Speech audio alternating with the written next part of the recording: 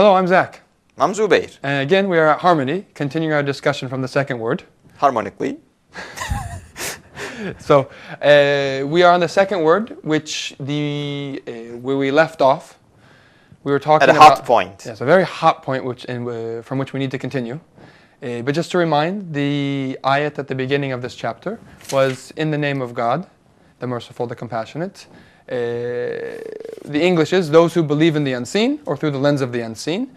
The original Arabic, الَّذِينَ يُؤْمِنُونَ بِالْغَيْبِ. Yeah. So we were continuing with, if you could, maybe you remember better. Where did we leave off last time? Well, yeah, it was really hot. The God-centric person. Mm-hmm. There were two men in the story. One of them is the God-centric person, and the other one is self-centric person. Mm-hmm. The self-centric person was, kind of in a bad state. Let's say we just talk about this too much. Spiritually sick, I think is how we say. Yeah. Mm-hmm. That was the conclusion. But the devout man came to him. They just came together after a while, and he just understood his position. Mm-hmm. You are sick. You are out of your mind. Your state mm-hmm. just indicates that you are out of your mind. Yeah. Because the reality is not that. Mm-hmm. Then he just clearly said to him, "You are out of your mind. You must be somehow drink." Well, yeah, we are going to come to that. Which is what we're going to come to. Yeah. But you're out of your mind. And he said this to him openly. Yeah, and I think we talked about the last time that this sickness is caused by an intake of trash, a spiritual intake of trash, or an intake of spiritual trash. That was the last point we said. Yeah. And so that just, you made the point that just as if I eat something that's unhealthy or poisonous, my body will be affected. If I intake something, specifically we talked about the media, that's where we're going to start with. But if through the media, if I continually take intake that's spiritually trash into my soul, then my soul and my spirit are going to be, and my heart are going to be affected very negatively, and they're going to react. Shall I make an example? Sure. Just to make a proof. If my body is somehow malfunctioning, I see a problem, let's say. Another person, you or a doctor, could say, "What did you eat last?" Yeah. That was the most basic question is that they could have. What did you eat? What did you do? What did you do to make this malfunction? Exactly. And we clearly see that our spirit's malfunctioning now. Yeah. Don't deny that. Yeah, I think if we compare a child with the way we are. The pure happiness of a child with the pure derangement, hellhole of the spirit of a 40-year-old man. Yeah. Well, clearly there's a problem. Yeah. He might look happy. He might enjoy visually, literally, enjoy what he is doing. But clearly there's a problem. They wouldn't be suicide otherwise. Yes, suicide would not be an issue in the Western world or anywhere in the world. So our spirits are doing or eating something wrong. That's what the most basic explanation. Yes. And so I think we can start from this. My students, I live in Turkey. He's a teacher. Yeah, my students here in Turkey, they actually said this sentence. They said, "Music is the food of the soul." They got this from the West. This is not something that's from Turkish culture, I know. Yeah. It's a Western statement. It's like as soon as I heard that in Turkish, I said, wait, we said that in the West. But we inherited that. Yeah, so it's just interesting. So we'll start with that. Music is a form of media. So what it means is that they're basically saying media is the food of the soul.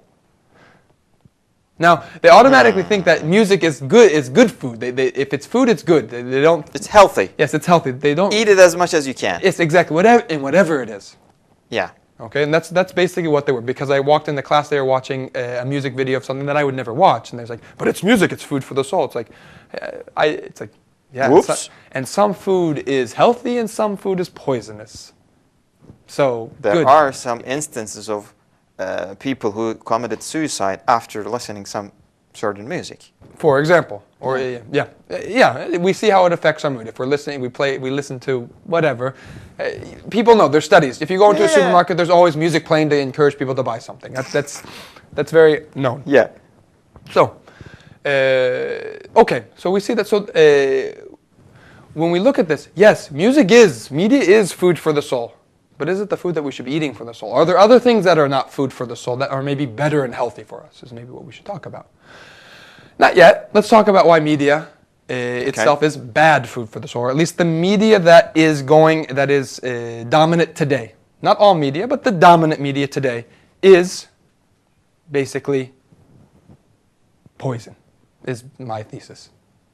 It just drives you out of your mind. Yes. Because you're not seeing the reality. Yeah. Please, do the example. I think, and I've seen this in Turkey too, this is not something that, I think it's a worldwide media, it's all the same now. But there's the Bosphorus Bridge here in Turkey. It's the bridge that connects Asia into Europe. It's beautiful. Yeah, there's two bridges now, but the main one is the Bosphorus Bridge. We're going to talk about this one. How many millions of cars pass across that bridge a day? 3 million. About 3 million cars go from one end to the other every day. 3 million. Yeah. This is a city of about 2 million people, actually 20 million people. Well, close to it. Okay, and that's not including the tourists. So you have 3 million vehicles crossing. An accident happens every day, I think. Actually, maybe not every day. Not every day, of course. Actually, it probably doesn't happen every day. Well, there are really a heavy traffic. There are tons of vehicles at the same moment on the bridge. Yeah. If one of them just makes an accident, the traffic just jams. Yeah. Instantly. Yeah. Yeah. Well. But and so if we look at this before that, the fact that the bridge exists shows that most of those people are going home safely. Maybe 99.9999999%. Yeah. Most of them have reached home safely. Otherwise, if 1% were making it home safely, that bridge wouldn't exist. Yep, sure. The bridge itself would be destroyed. Pointless. Nobody would use it because it's so dangerous. The fact that it exists shows that it's not dangerous. Mm-hmm. But when we watch the media, when they talk about the bridge and the cars on the bridge, do a test. Pick a microphone, go to the street, ask people about what is the first thought that comes into your mind when you think about the Bosphorus Bridge. Accidents, traffic jam, high prices. Exactly. Man, you're going home. Yeah. Not the fact that you're getting to work, going every home. Day, 3 million people go home. Yeah, safely. Safely. 3 million? That's 3 million cars. How many people are in those cars and buses and everything? 3 million? Maybe more. So that's the reality. But people, because of, I think you're going to say it, the perspective of the media that is pushed on your mind, which drives you out of your mind. Yeah. Shows that every time we watch the news, see something about the Bosphorus Bridge, it's about the accidents. There is an accident, the traffic just halted for 3 hours, 2 hours, maybe 1 hour. People stayed there, blah, blah. Man, 3 million people go home. Mm-hmm. We do not neglect, we do not deny that there's one accident per week, maybe, or per month. Or even if it's one per day for 3 million cars, even if. We don't wish that happen to, but that mustn't cover the reality of the 3 million cars that go home safe. It's not even 1%. It's not even 1/1,000,000th of a percent, maybe. So what does that bring? It means that they're taking such a small little fraction of it. Fraction and making it into the actual reality. That's a lie. I'm reading from this. Could not be as you imagined. Yes. As you deluded. And what is, and if we go to that, let's read from this because this is now very important. Please. Come to your senses and purify your heart from this calamitous veil of the Bosphorus Bridge is a world of accidents. Raise it from your eyes so that you can see the truth. Everybody makes it. Yeah, everybody makes it home. Even in the accident, that accident usually isn't serious, and they go home that night. Alhamdulillah. Alhamdulillah. Sometimes there is an exception. God forbid. God forbid, but this happens. That's another issue on why exceptions happen. Actually, let's say it. If we never had an accident in the first place, we'd never realize that those 3 million people got home safely. People never would drive safe.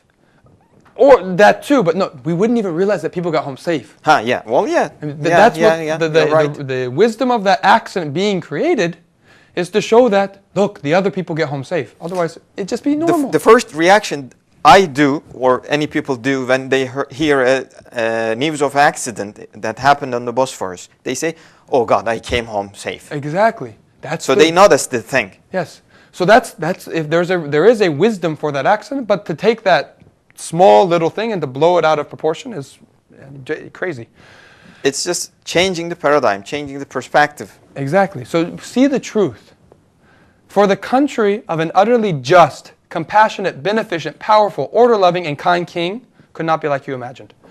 Yeah. That bridge, the fact that it exists, that's what this is saying. The fact that this bridge exists, why it gets all these people home. You wouldn't allow that bridge to be made, and nor would the people in Turkey allow that bridge to be made if 99.9% of the people. 3 million people wouldn't go over that. Yes, one person makes it home safely every day. Nobody would use the bridge. Yeah. So we have in front of our eyes this existence. We can look at this real quickly. Look at spring right now. I'll take this into another way. Yeah. We see that the creator of the spring makes something so beautiful and puts it in front of our eyes. Well, yeah. We see that it's not difficult for him to create something so beautiful. Well, yeah. There's nothing that he's not. Nobody can say he's weak. Yeah. So if he wanted, he could create. Anything. Create anything. He does. He shows it. So when a little accident happens, maybe we should think. Wow. Why? If he's able to do it, to create this, why? That's where we're able to exert our freedom of choice, and this is where we'll end. If everything was perfect, if we liked everything, we'd never even be able to make the choice of between drinking a glass of water and a glass of tea, because there'd be no difference for us. Yeah. And I were to ask you, how would you feel if you couldn't even make the choice between drinking a glass of tea or milk, a glass of tea or water? It's the same to you. Well, I would probably feel terrible. Yes, you wouldn't feel human.